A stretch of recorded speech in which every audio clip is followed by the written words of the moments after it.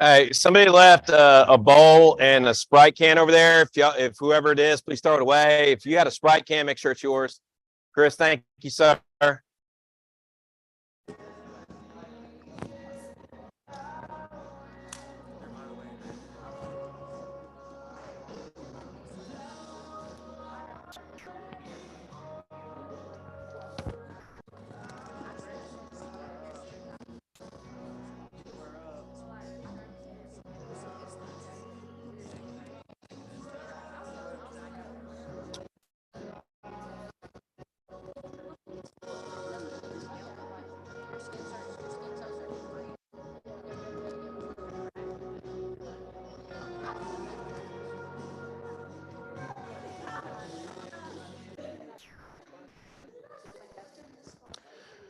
All right. Well, Happy New Year, everybody. It's 2023, and that means that 95% of you are back at school.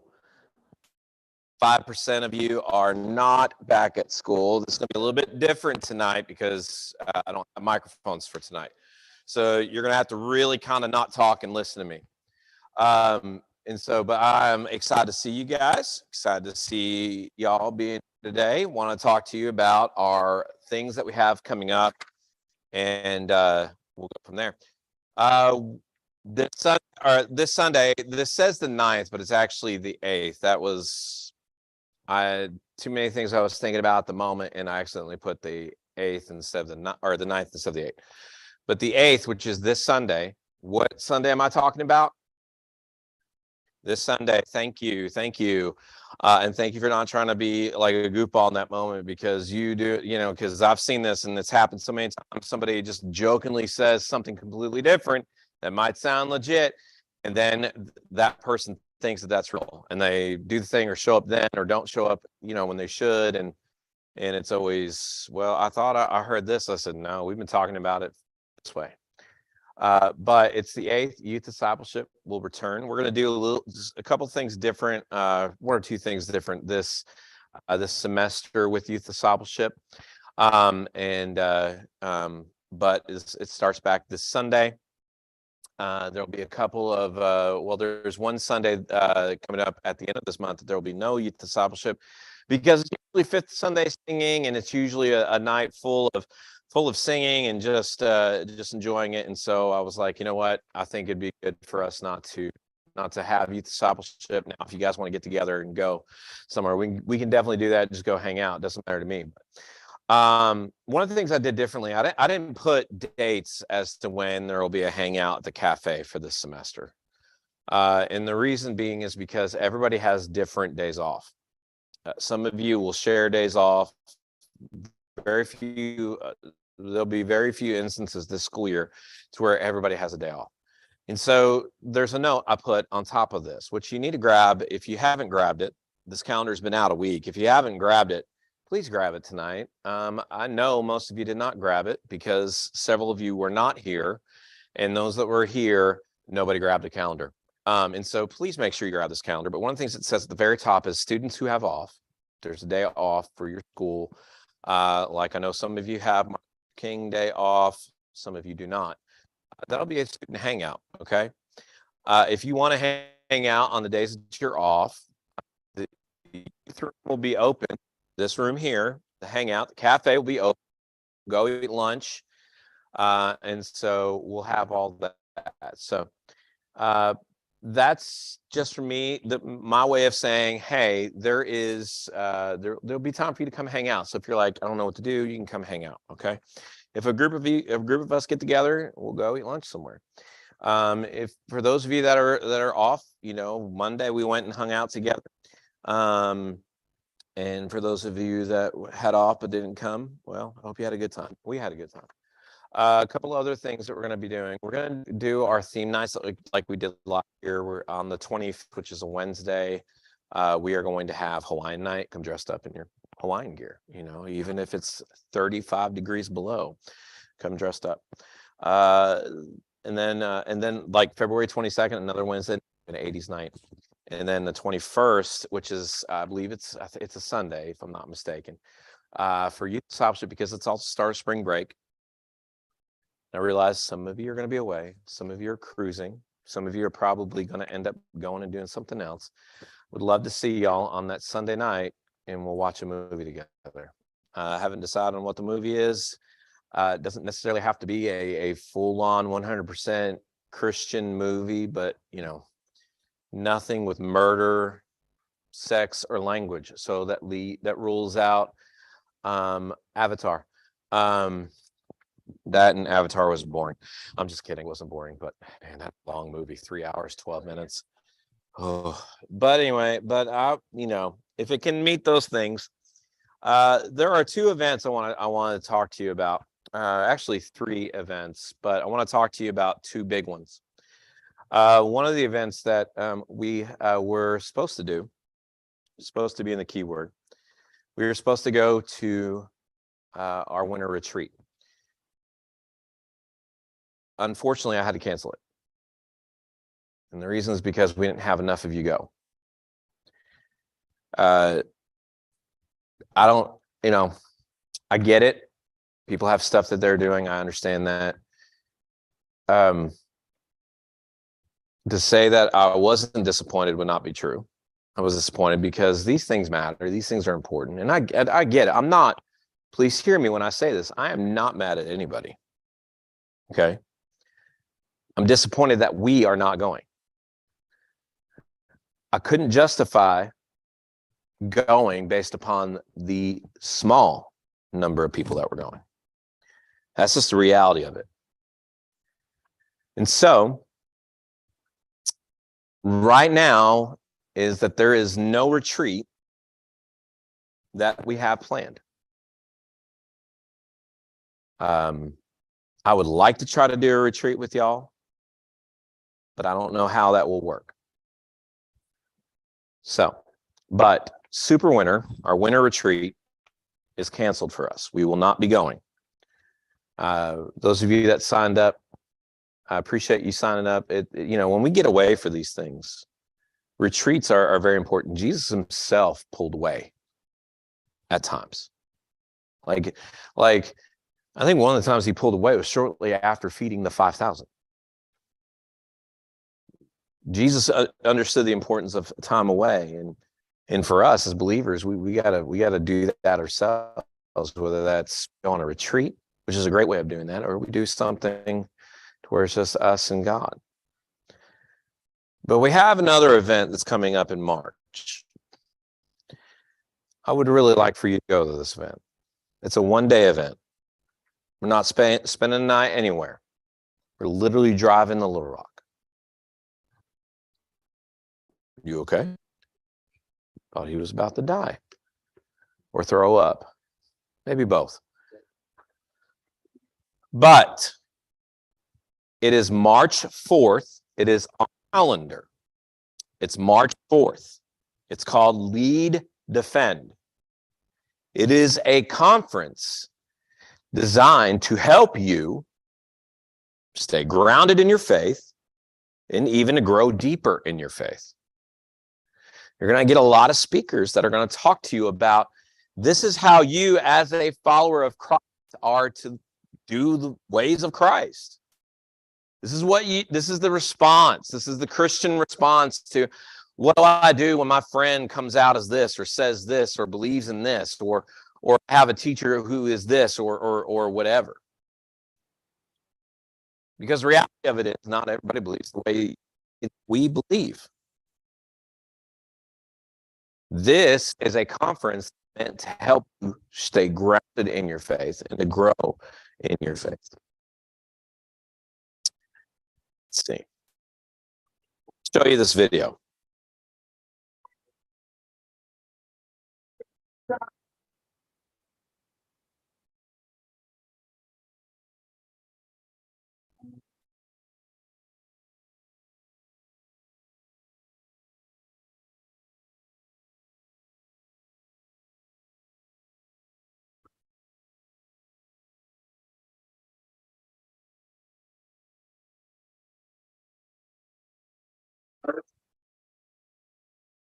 Today, and how we can defend our faith, grace, and with love. I look forward to seeing some of you there in person and just interacting.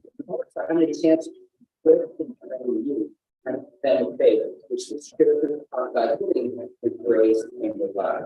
So sign up right now. Don't get to begin to lead defend 2023 for the amount of time. Thank you, Crystal. That guy that was on the screen, that is Sean McDowell. Sean McDowell is he's just an amazing guy. It's like rare times I have a Marvel shirt. Every time I see him, he's usually wearing like Spider-Man or some sort of Marvel superhero shirt. Whether that's seeing him on videos or seeing him speak or sitting down with him and eating lunch, which I got to do 2 years ago with him, and got to talk with him about everything. All my friends were asking about the theology stuff. I said, so what do you think about WandaVision? You know, and he was a fan of it. He liked it. He was very intrigued by it. And so, but I think he's the main speaker. He's just an amazing guy. Like I said, I've heard him speak, got to kind of talk with him and stuff like that. So this is all that to say, go to this. Okay. Let's do something together. Let's go and together dig deeper in our faith together. Let's make this a point. Let's make this a priority. Let's make this something that we, instead of saying, well, I can't make this because of this, let's make it this. I'm going to this, so I can't make that.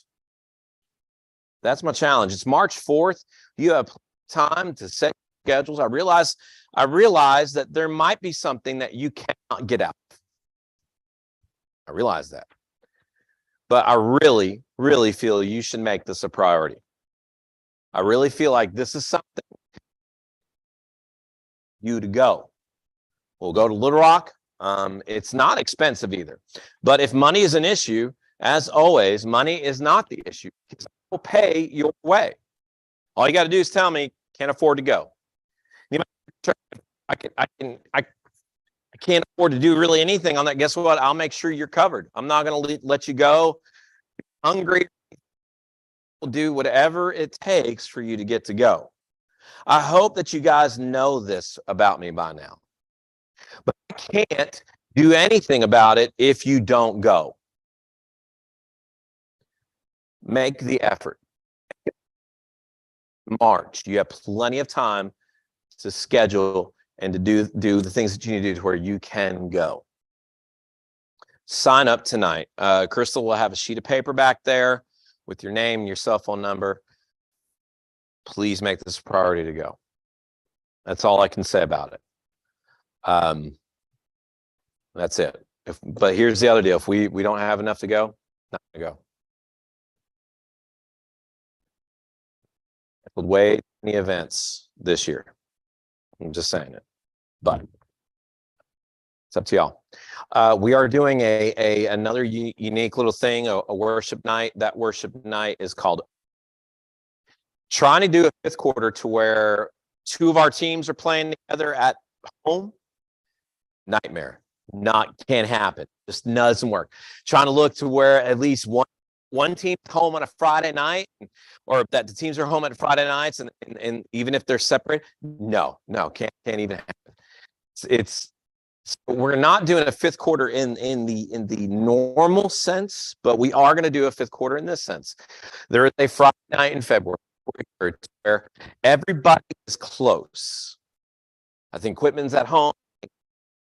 At Lisa Academy in Little Rock that night. I think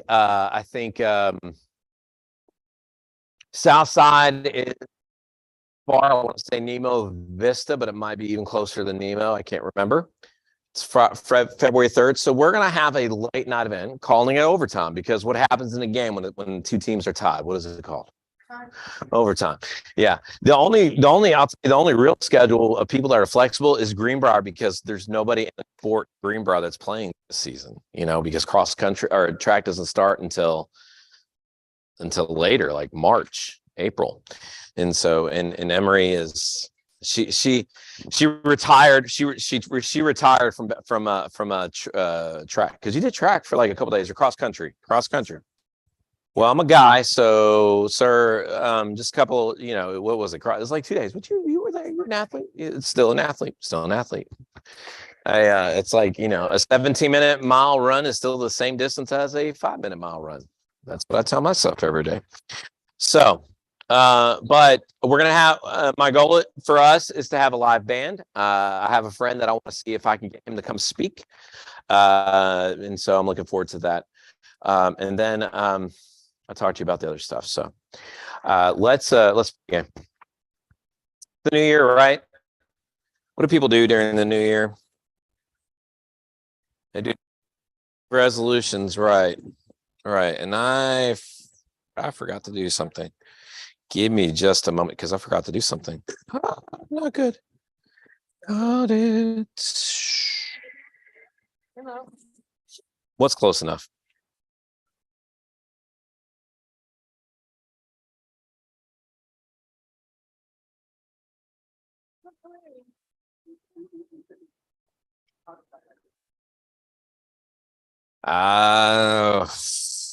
Well, okay. In my prep and everything, forgot to do something. So we will have a game today, but we'll probably get done at a early enough time to where you guys can hang out and play games together. So there's that. So, all right, so let's stand up, have time for worship. Let's stand up. Let's have a time of worship. Let's pray. Father God, thank you so much for tonight. Thank you for all that you've done, Lord. I pray that you be with us tonight as we worship, Father.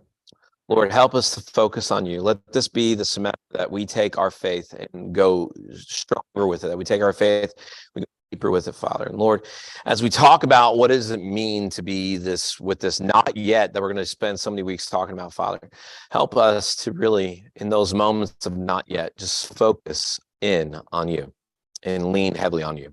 That's in your name I pray. Amen. All right, the songs we're going to sing, Him, I Am Resolved, and then we're going to Mine Forevermore.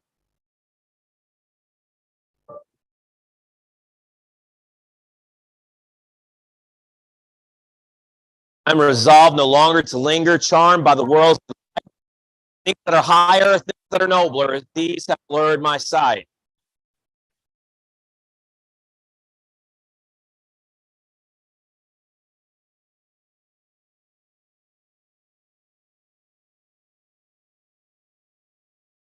Resolved no longer to linger, charmed by the world's delights. That are higher, things that are nobler. These have blurred my sight. I will hasten to him, hasten so glad and free. Jesus, I will come to. I'm resolved to go to the Savior, leaving my sin and strife. He is the true, He is the just one. He has the words. If y'all sing that with me. I am resolved to go to the Savior, my sin and strife. He is the true one. He is the just one. He has the words of life. I will hasten to him. So glad he was the highest. I will come to thee. I resolved to follow the same faith and truth today. Don't seek out his will. He living way. To follow the Savior, faithful and true each day. And seek out his living way.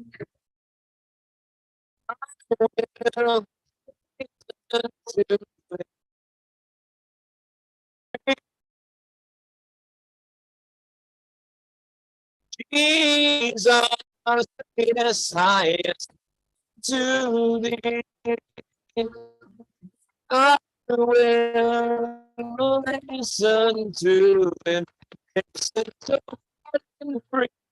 The greatest high to thee.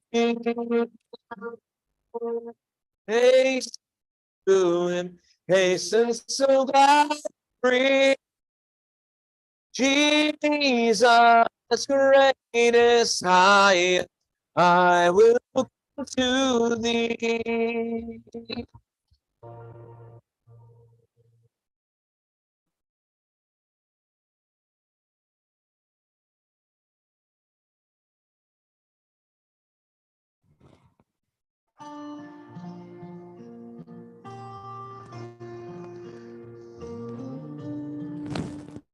Mine are days that God has numbered. I was made to walk with him. Yet I look for worldly treasures and forsake the King of Kings. Y'all sing this with me. My days that God has numbered, I was made to walk with him. Yet I look for worldly treasure and forsake the King of Kings. Mine is hope in my Redeemer. All his love is sure. For Christ has paid for every failing. Cry him his.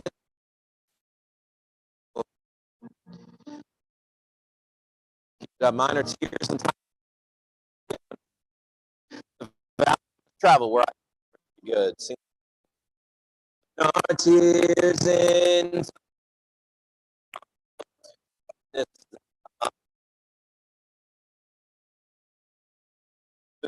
valley.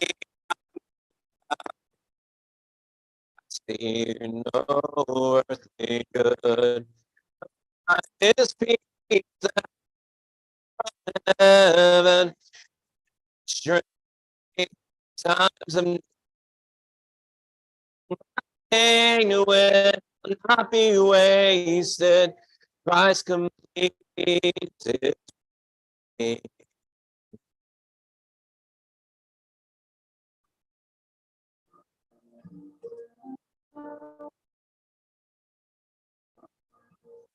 My days here, pilgrim on a way, one with Christ, encounter hard for his name. But for this of said they will be ever safe to the golden shore. Mine are keys to Zion, did beside the walk, for there my heart hath found its strength forevermore. Rejoice, my soul, for his love is my reward. Fear is gone and hope forevermore. Sing that with me.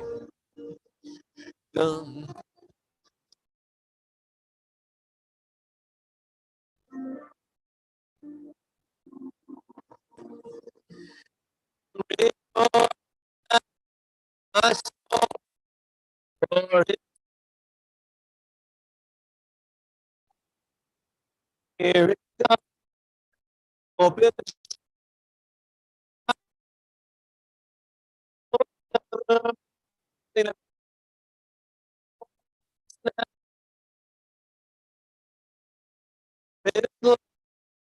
is my reward.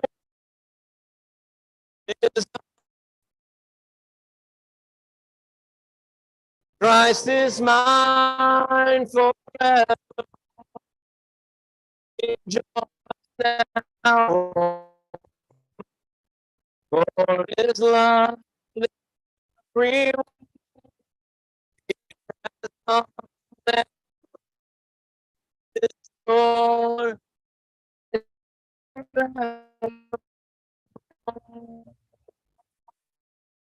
Monarchy to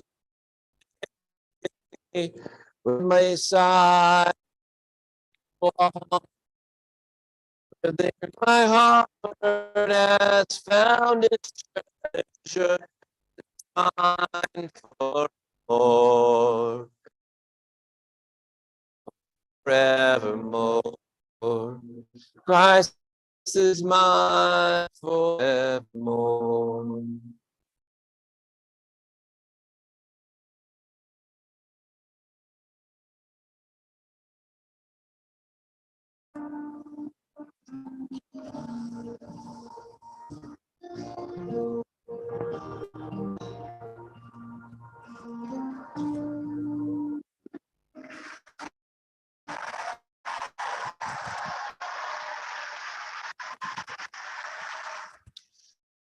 Thank you so much for just allowing time to work.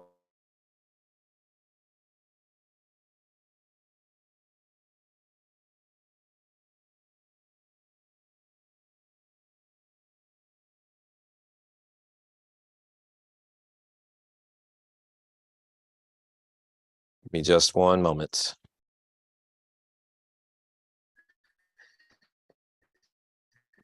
Something is sus. That is exactly right. I hope you guys had a good break. Those of you that are back at school and all the things that are there. I hope that you guys are having at least a good time. Like, it didn't start off with, like, you getting thrown into a locker or something like that. But I hope it didn't happen that way. If it did happen that way, I'm so very sorry.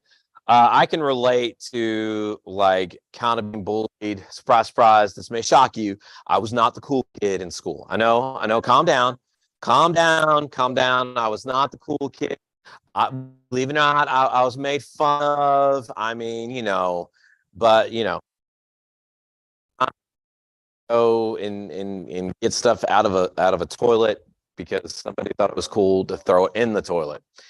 Yeah, and so that was so very much fun. In this kind of this season, this time to where everything is new, right? So we're like, it's 2023. What do people normally make when the New Year rolls around? What do they make? What is it called? They make fireworks? No, they don't make fireworks. I'm talking about people when the new comes around. What is it they do? New Year's resolutions. How many of you have made a New Year's resolution? Okay. Will, do you want to share what your New Year's resolution is?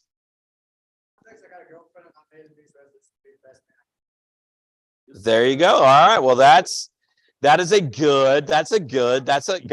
note. That's what you should do. Very good. Very good. Anybody else make one? Anybody else make a New Year's resolution? Emery? To take, to block out the haters, right? Because haters gonna hate, right? That's good. I know for me, I goal to run. A couple of years ago, I made a goal to run more miles than ran previous year, and that just didn't happen. So I made the goal last year of running more miles than I did the previous year, and I did like over 144 miles over what I ran. So yes, so thank you. So my goal this year is to run more than, and so I'm actually a challenge where I got to run 50 miles. And I made the mistake of not running very much in the month of December, and my legs are killing me today. So if you see me walking stiff, it's pain right now. So, but anyway, so that's my goal. But let me ask you, a lot of times people quit the goals that they do, right? Usually within the first 3 weeks, they quit a goal. And I think a part of it is because we're kind of this mentality of immediately, right? Like, for instance, like when you're a little kid, you wanted something. When did you want it? Did you want it 5 months from now, or did you want it now? Right? If it was something that you had to wait, did your parents ever say something like injust or something like not yet? Do what? Yeah. But has your parents ever said not yet? Not yet? Or have you been told not yet? If you've been told not yet, raise your hand. Okay, yeah. Or, maybe like, especially if you're a kid, you're like, can I have a snack? And mom or dad's busy or grandma's busy, whoever that is. Maybe for some reason you're hanging out with crazy Uncle Carl. Don't know. Hope everything was okay. Just a minute or just not yet. Or for instance, Christmas. How long does it feel like it takes forever when you see your present and you're sitting there and everybody's sitting there because you gotta wait and all that, and you're still waiting because you just sister, your brother, or somebody's like, oh, one more thing we can do before we do this, make it just right. Now, okay, is that not the most murderous feeling in the world? Because you see the presents there, and you're almost like this close to having all of your gifts taken back in that moment because you're about to start going full slay body, right? Just beat people up, just angry, yelling, screaming, maybe. And if that's you, I hope. Or what about this? Can I stay out past midnight? And you get told not yet, right? Or you're not old enough. You just got to wait. Does that ever happen to you? Or like, can I have, can I, or maybe this is true for you. You ask your parents, or you're just like, can I have a boyfriend or can I have a girlfriend? Your parents say to you, not yet, or no. Or when I'm dead and gone, maybe they say that to you or something like that. Yeah. Well, this thing of not yet, this phrase, not yet, these 6 little letters, the space in between, not yet, you're going to hear a lot about over the next 4 weeks. We're going to be talking a lot about that phrase, but hopefully for you, the phrase not yet is not going to be something that you're going to hate. It's going to actually be good. Because a lot of times with God kind of talks to us and says, not yet. And so we're going to talk about what that means. We're going to talk about what does it look like for us as believers to kind of be in this not yet sort of thing. When we have a goal or when we have a destination in mind, why is it so impossible for us to wait? Why? Why does it feel so hard for us to have to wait for something? Tell me. We don't have patience. All right? Do what? Excitement. Feel like we need to write that now. Right? Like, you ever text your boyfriend or your girlfriend and they don't text you back and you're like, why am I not hearing from them right now? Okay. I don't have. Or for instance, like, you ever get in trouble because you immediately did not reply back to your parents? Has that ever happened to you? Yes. So, but let me ask you this. How many of you are really good at waiting? You have no problem with waiting. No. For you, every day is island time. It depends on what you. I could tell you that I'm really good about waiting, but I would be lying because I am not good at waiting. I am very impatient when it comes to waiting on stuff. I will drive hours out of my way to go get something that's in a reasonable distance. When we lived in Calico, we were literally 2 hours from Branson. If there was something that was not nearby, but it was in Branson, I would go and drive. I'm just not a patient person.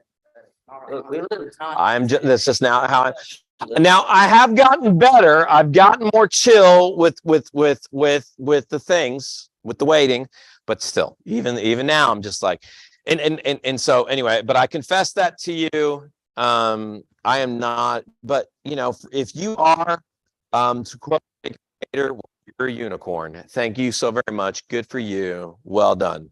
So, but, and you might be able to talk to us later on about how you are so patient. But waiting can be frustrating, whether it's slow moving, pick you up, or that person in your house who always takes too long to get ready. Let me ask you, what do you hate to wait for? What is it that you hate to wait for? Tell me. Food. Okay. Amazon package Upcoming video game, Amazon packages, video gamer album. to go to sleep. Hershey packages Yeah. every week. Hershey packages. To go to sleep. What is Sheen packages? I have no idea. My only defense is I'm a guy. Maybe not. Don't worry, Richard, I didn't know it was Okay, all right. I'm good. Sheen. What else do you hate to wait for? To go to sleep. Do what? Yes. Shh. Hey. Yes. Yep. No, okay. Nope. When you're at a restaurant, Yes. you're at a restaurant, you know, waiter comes out and you've already ordered your food and they start walking towards you and then they go, "Whoa," and go the other way. Oh, yeah. Go to sleep. Oh, yes. What do you hate to wait for? The things that this is another thing, and I'm confessing this to you. My thing that I don't like to really wait is whenever I'm like saying, "Hey, get ready," and I say, "Are you ready?" And I get told yes, and I look, they don't have shoes on, they don't have socks on. Do you ever hate waiting on people? I cannot stand to wait, and that's hard. That's hard on me. I used to joke with Crystal because she'd say, I'd say, "Are you ready?" And she'd say, "Yes." And she goes, "I just have to put my shoes on." And I was like, "You're not ready." And she's like, "Yes, and I'm like, and so we're good now. We're okay. But like the other day, somebody in the family, I can't remember which one it was, is one of the three. They're like, "I'm ready." I'm looking. I'm like, "You're in bare feet. You're not a hobbit. You're not ready. Get shoes on, get socks on, get your coat on. You're doing this thing over here. You should sit and do here." I'm okay. I'm okay. But anybody else just hate to wait on people? Anybody? Yeah. I hate it. Because you're that person. Yes, you're that person. Yeah. Okay. Yeah. It is frustrating though. I get that. I understand. But when it comes to waiting, a lot of times we can handle the wait because we know it's going to be worth it in the end. Whether it's your favorite roller coaster, it's the newest phone, or whatever you want for your birthday or whatever it is, there's something that you, even though you hate to wait for it, you know it's going to be worth it in the end. And that's just the reality of it. That's the reality of how things are. Maybe at your age, maybe you feel like you're often being told, though, not yet. You got to wait. Maybe you're waiting for to get out of middle school, or maybe get out of high school, or get out of doing this, or maybe learning how to drive, maybe graduating, maybe getting a job, maybe being allowed to date, maybe getting a date, maybe moving out, maybe going to college, maybe waiting to vote. You know, these are things that you're told that you are not yet. But I want to show you this.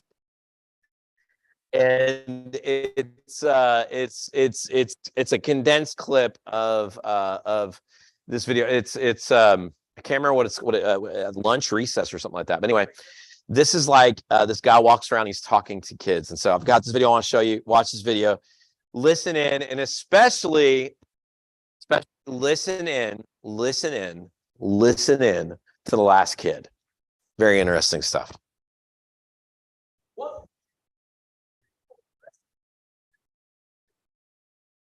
That's what I'm talking to kids about today. It's a good question to think about. you were president of the United States, what would you do? I would give money to poor people, that they will be helped. I would also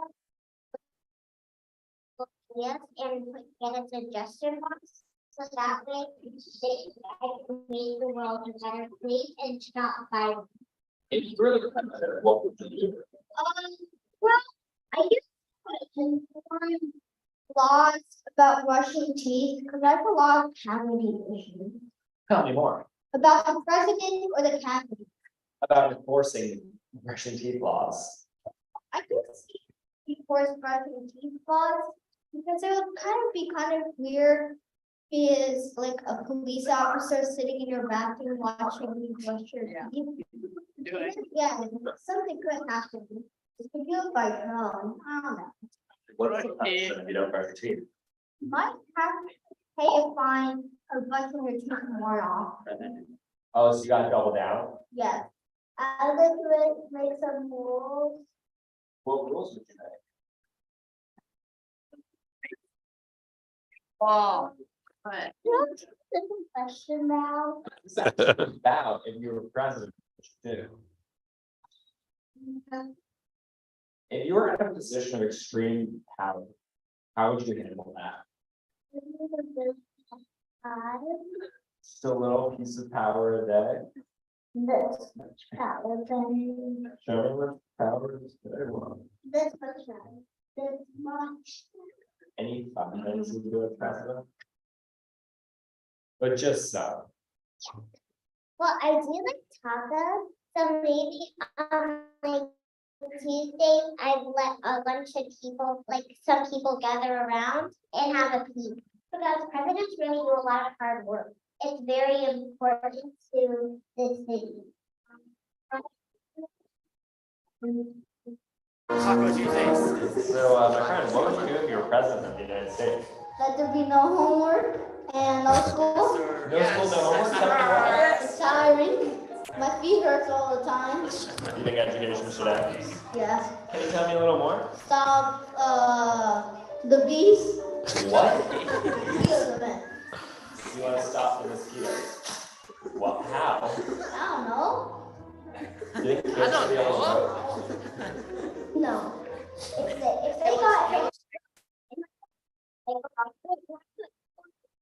Do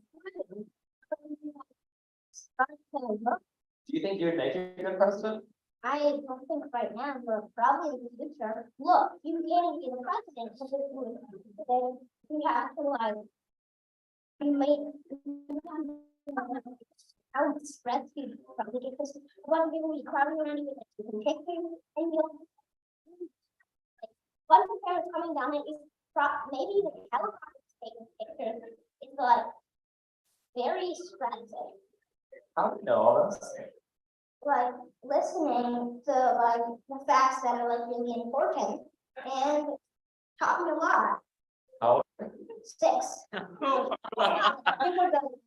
are you done here? Yeah. Yeah. No more. No. I'm good. Well, thank you, sir.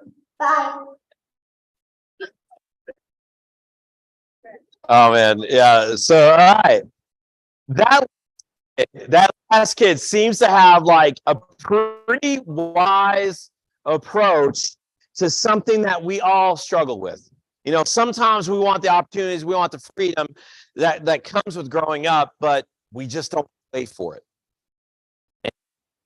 And to be honest, there's a reason why we might have to wait. We might not be ready for them. So what do we do with these wants that require skills or experience that we don't have yet? What do we do? It's not like we'll never get there, but living in the not yet isn't easy. Life sometimes feels like this never-ending waiting game, and it can get frustrating and get irritating. You might feel like you're constantly waiting to get older, or you're wanting to gain more attention, or find more clarity about your future, or if you ever wanted to skip ahead, kind of person becoming what your future holds, you might kind of like this series. Next few weeks, we're going to be talking about what it means for us to talk about questions, the fears, the frustrations, the excitement, thinking about our future might bring. So on a scale of 1 to 5, how excited are you to get older? Like with 1 being not excited at all, 5 being very excited. Okay, let me repeat it. 1 being not ready at all, 5 being I'm ready. Okay. Since I can't, I mean, you just have to be done with school. Am I right? Yeah. Yeah. Do what? Mhm. Ask you that question.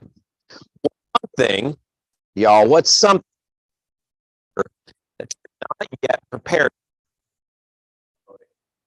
Voting. Okay. Drive. Okay. What else? Paying for the future. Okay. Experience, education. You're gonna drive, you never pick up the book or download the app, whatever it is, right? So what when we think about when we think about the future, we think of many reasons why we might feel like frustrated with we're taking longer.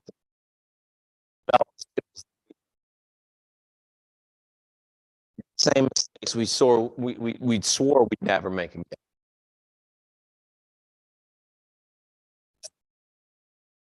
With our resolutions is that we try to make one, we try to maybe make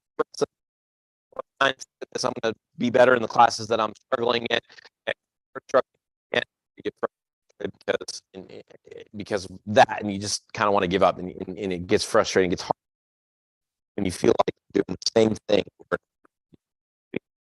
How to make progress.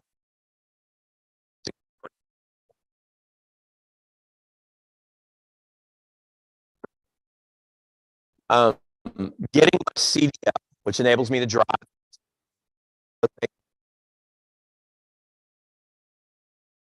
Things went wrong. Things I wanted to be done with longer than what it should have. It's frustrating because like I felt like it was just going nowhere. One time, the bus door opened and closed fine. I go to test because you have to test in a bus. You have to, for me, for the one I had. This was when I was at Calico. I take our church bus, and I'm riding with I'm riding with I'm a deacon of the church, and his name is Donnie, and Donnie. He was so cool. I love Donnie Worth.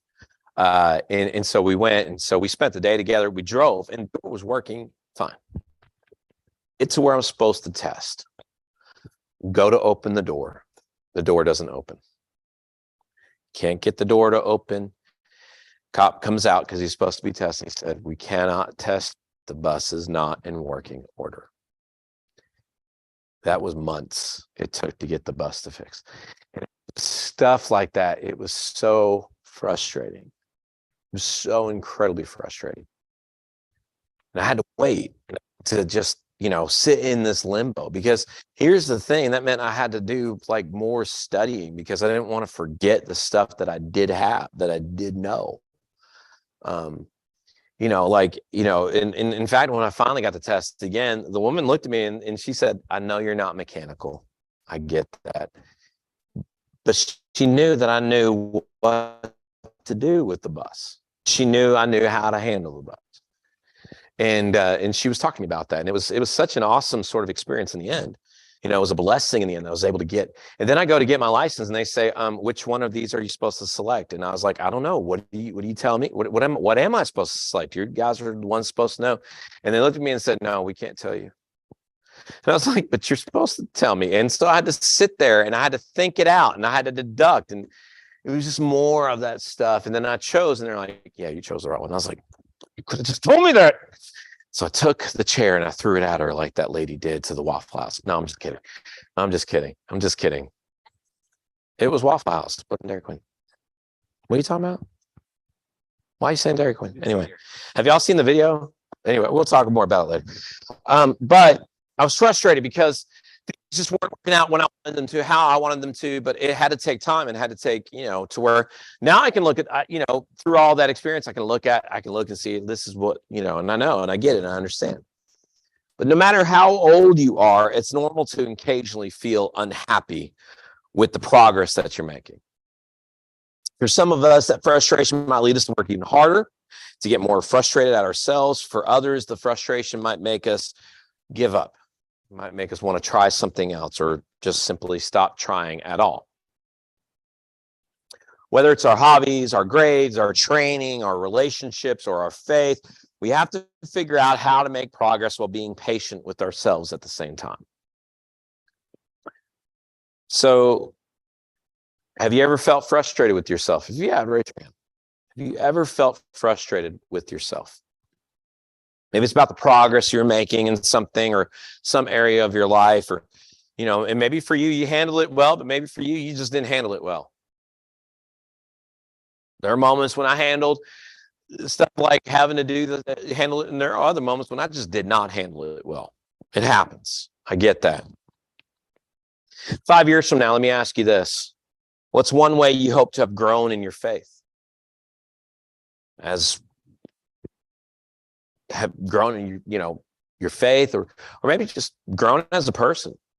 Where do you see yourself in 5 years? What do you see yourself doing in 5 years? What do you see yourself working towards, or you know, in matters of your faith? How do you see yourself 5 years from now? Maybe for you, it's you hope in 5 years from now you are just about to finish up college, or maybe you are in college and things are going well. Maybe for you, it is that you are looking to graduate high school and you're doing the things that you do. For you, it's you have a goal of moving from one section to another and maybe band or sports or something like that. Maybe that's your goals. Those are great to have goals, and there's nothing wrong with those goals. One other thing I think we should all do, and I shared this kind of with y'all last Wednesday night about how what it we should look a year from now. If you could look at yourself a year from now, what would you hope to see as a follower of Christ? And hopefully one of the things that you will see is somebody that's grown deeper in their faith. Because the reality of it is that's one of the most important things in life, is to grow deeper in our faith. And as we're waiting for the not yet of our futures, we might find ourselves asking the big questions like, who am I? Or who do I want to be? Or what future hold? Or what's my purpose? And if that's you, you might find this book very interesting in the Bible. There's a book called Ecclesiastes. Ecclesiastes. Ecclesiastes. You might find that book interesting. It's a book that is poetry.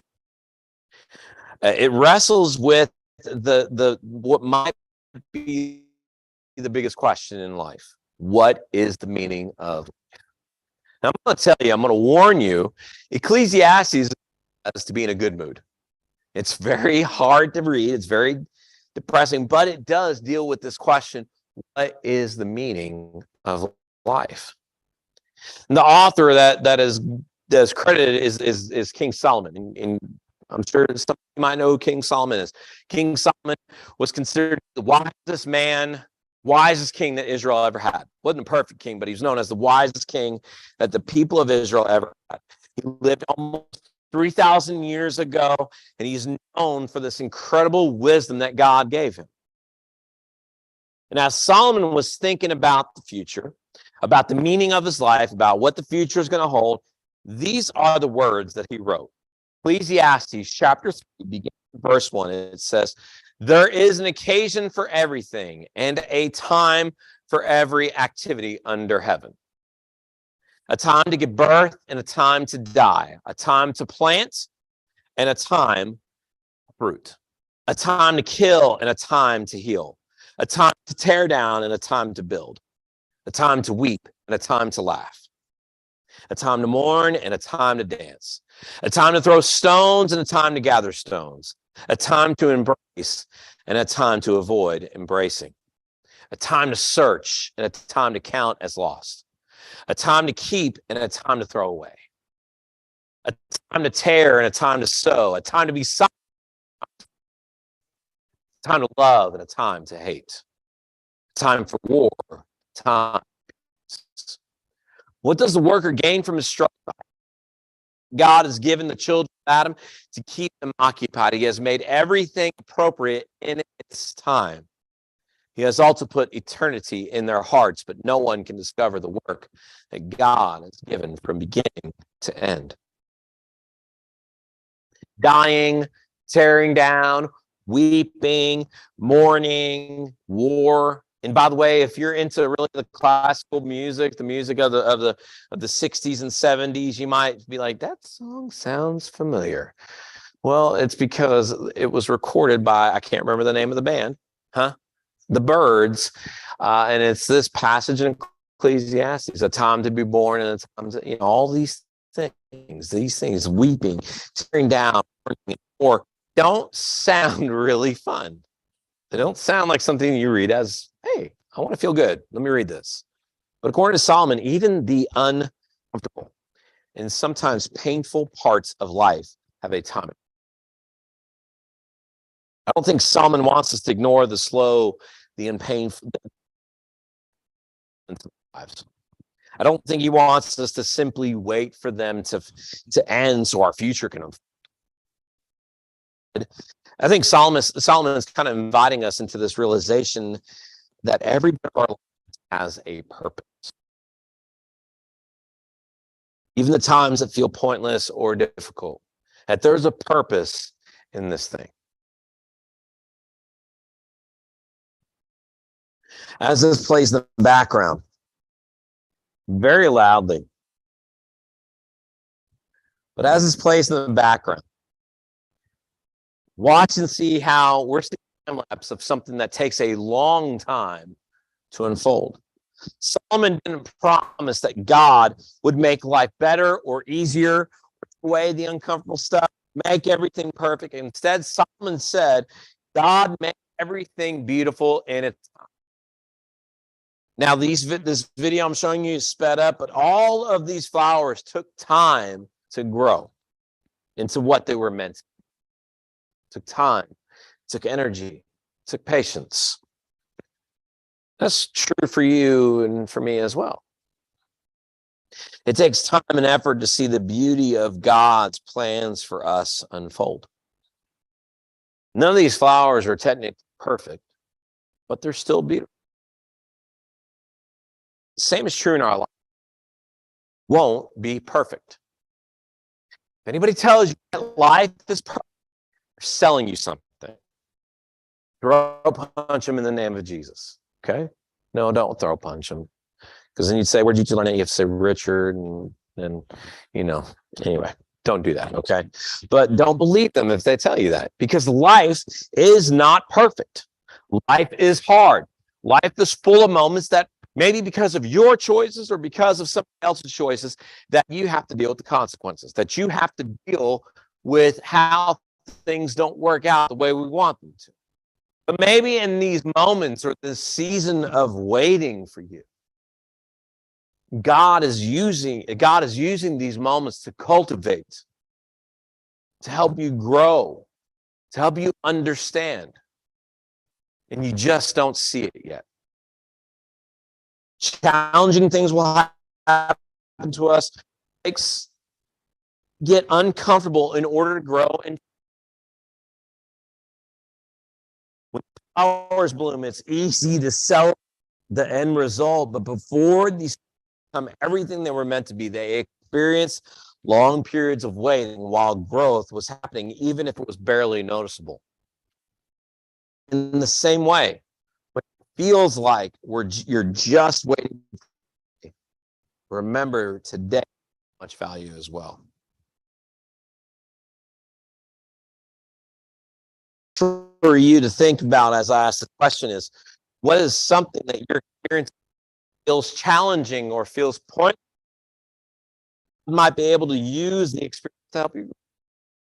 Think about that. This thing that you're dealing with, this issue that you're going through, this trial, this challenge, this struggle. Maybe for you, God, why is this not happening?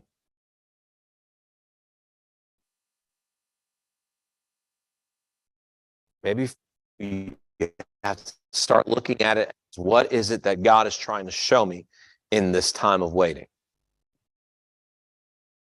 In the book of Revelation 21, it was written by the Apostle John. It's the very last book of the Bible. And it's not usually the one people think to read when they're thinking about the here and the now. It makes most people think about the future, about how everything ends. Solomon said that no one can understand what God has done from beginning to end, but Revelation gives us some insight into what God has in store for the future. And this is what he says.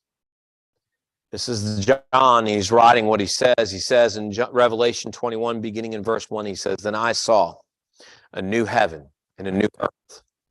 For the first heaven, the first earth were passed away, and the sea was no more. And I also saw the holy city, the new Jerusalem, coming to heaven from prepared like a bride adorned for her husband.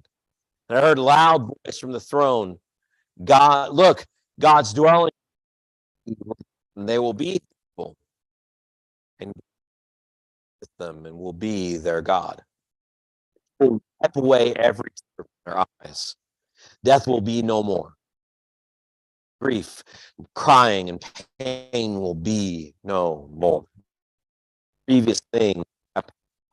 Then the one seated on the throne said, look, I am making everything new. And he also said, right, because these words are faithful, true. This past about talking about God's plans for the future and for all creation, but something important here about God's plans for us as individuals here that I'm making everything new. Does it remind you of Solomon saying God would make everything in our individual lives and in all of creation? God is ready and able. John wrote the book of Revelation. He was offering encouragement, offering them, hey, hold on, because there's coming a day when this will be over. Make new. Deal with no more pain. Deal with no more grief. When we deal with no more hardships, God's present in every moment, that God can make things new now and forever. That stressful. When life is less than beautiful, when we're longing for something we don't have, waiting or when we're with our progress.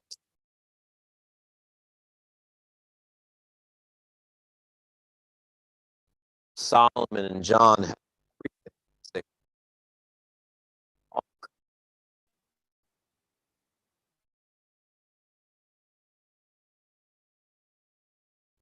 exactly what God has us.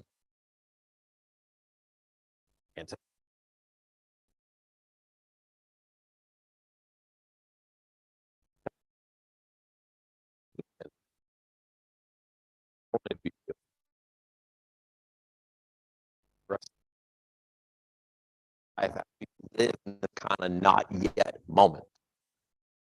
Big take for us that we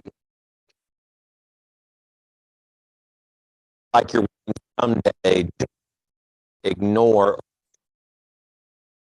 life to remember how much value today has too. You're a work in progress. And that's more than okay. Let's pray. Father God, thank you for today. Father, I pray that, Lord, I pray that in those moments when we're struggling, in those moments when we are dealing with waiting, Father, may we look at this as a season of drawing closer to you. May we look at it as a season of leaning into you, Father. May we look at it as a time to where we can learn and grow. Father, I ask that if there's somebody here tonight that doesn't know you, I pray that tonight they will. That tonight you give them boldness to come and to talk to Crystal or to come talk to me. Father, whatever it is that's on their heart, that's on their mind, that they need to share, that they need to speak, that they need to get out, Father, I pray that they will come and talk to one of us. Father, I pray that you just be with us every day this week. Lead us every day this week. And may we when we get frustrated, Father, may we remember that we are a work in progress, and that you are with us, and that you are molding us. And in my pray. Amen.